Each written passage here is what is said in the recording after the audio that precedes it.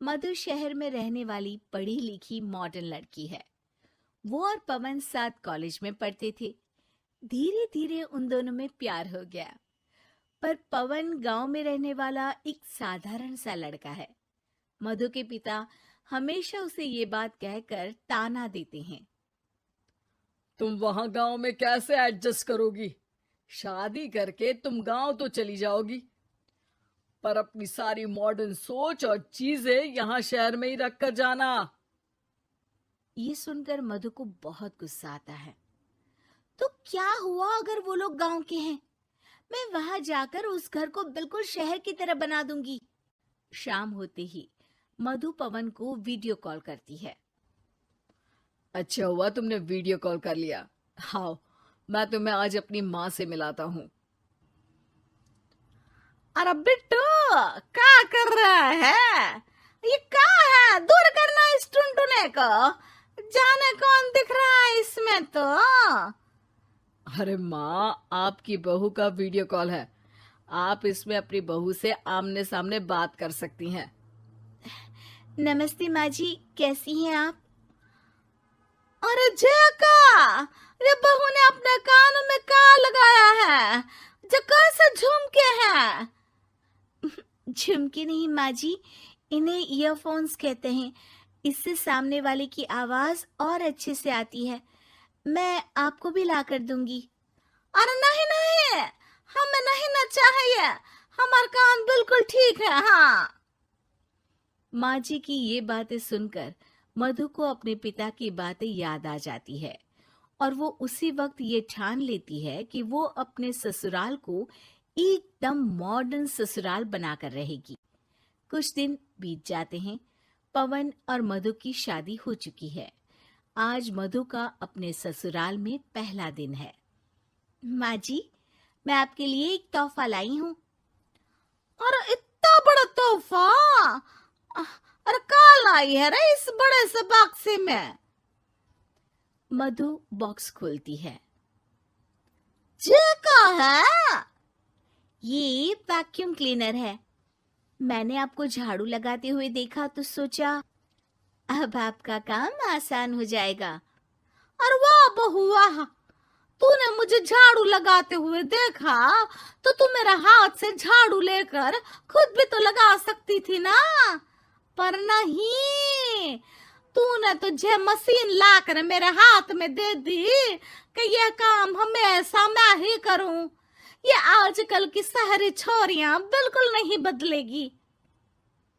मधु को मन ही मन गुस्सा आता है, पर फिर भी अपना गुस्सा भूलकर मधु माँ जी को वैक्यूम क्लीनर इस्तेमाल करना सिखाती है।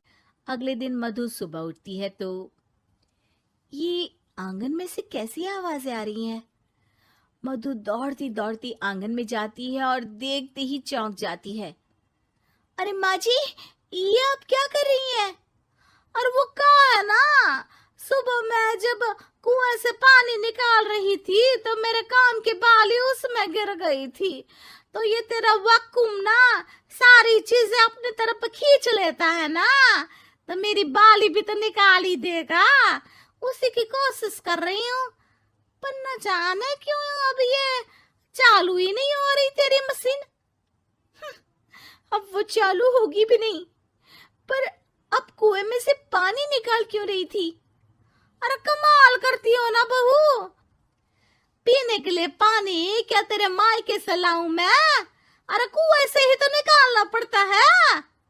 हाँ, पीने के लिए पानी, और वो भी कुएं से। मधु दिमाग लगाती है और थोड़ी ही देर में घर में वाटर प्यूरिफायर लगवा देती है। ये देखिए माँ जी, इसमें बस एक बार पानी भर देंगे तो नल में पानी साफ होकर बाहर आएगा। अरे वाह रे बहू, ये तो बहुत ही बढ़िया चीज है। रात हो जाती है। मधु जैसे ही प्यूरिफायर का नल चालू करती है तो वो अचानक से फट जाता है और सब जगह पानी पानी हो जाता है। अरे ये क्या हुआ? ये क्या हो गया? मैंने तो बस इसमें उबला हुआ पानी डाला था, ये इतनी जल्दी खराब हो गया। अरे ये सारी शहरी चीजें सब ऐसी ही होती है कबूरी।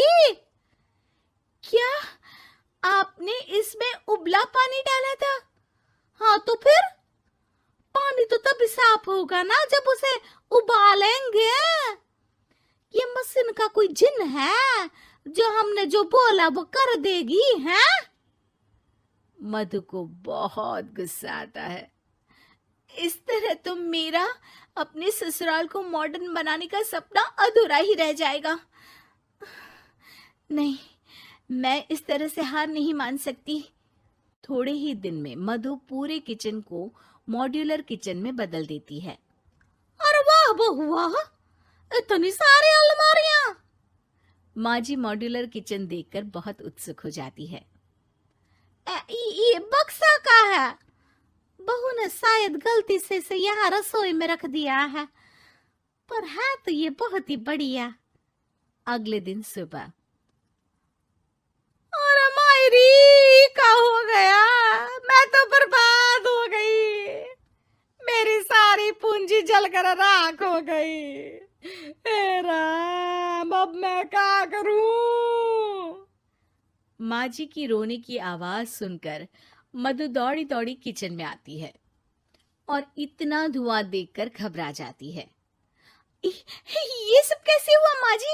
ये आग कैसे लगी?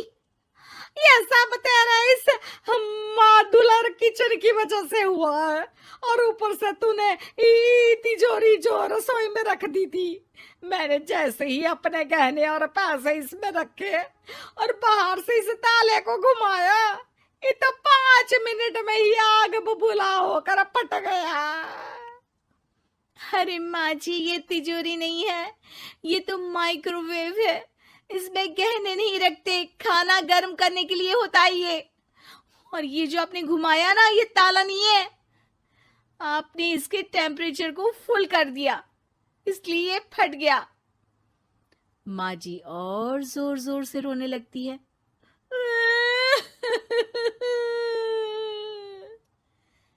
मधु सर पीट लेती है और कसम खाती है कि अब ससुराल को मॉडर्न बनाने की कोई कोशिश नहीं करेगी। मुझे माफ कर दीजिए माँ जी, आप जैसी हैं वैसी ही ठीक है। मधु को अपने पिता की कही बात याद आ जाती है और मधु वापस घर और किचन को